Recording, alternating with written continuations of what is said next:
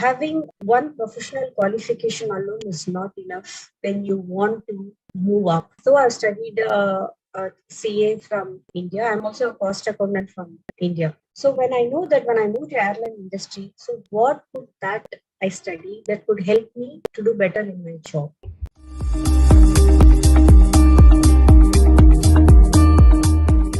You worked in different countries and different jobs. So tell us, how did you use your skills and how did you move from industry to industry and what were the challenges that were involved? So why I moved, I want to tell you. It's because my husband's job was transferable. And I was very clear because see, if your family has to be together, and when I got married, we have to be together, right? There is no point my husband being in one place, which I don't want to. So I want to be in place. I said, okay, fine. Because whenever he moves, I was also leaving and then moving to another country.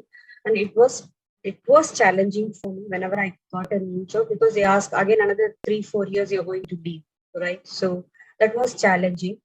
And yes, as I said, I worked in airline industry because airline industry, though the finance base could be same, but industry is different. So what I did when I was in airline industry, I did IATA. I studied that. See, having one professional qualification alone is not enough when you want to move up, right? So yes, though I've studied CA from India, I'm also a cost accountant from India. So when I know that when I moved to airline industry, so what could that I study that could help me to do better in my job, right? So I did IATA, which is like associated with the airlines. I did all the 4 exams to help me to do it because it's a different industry. And the next industry I moved, they are the manufacturing of lights. Beer Light. It's a very famous brand in Australia. So I learned, I took that manual.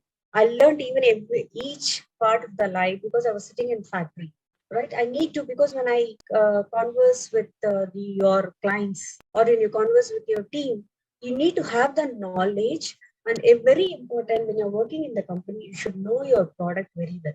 It is not that you say only salesperson need to know what is all the product. You may not know go to the nitty-gritty, but you need to have the knowledge of the product, what you have to, and only then you get confidence to speak, right, or to contribute.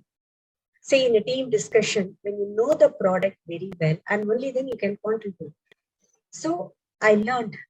I used to go through the manuals or with the factory manager because I was sitting in a factory. I was also a director there.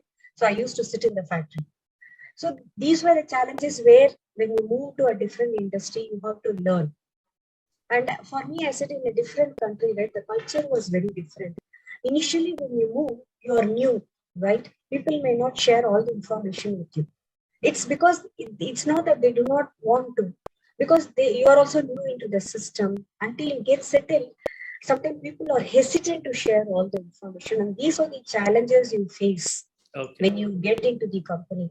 So first is you have to bring them into your confidence, right? And then you have to develop the team.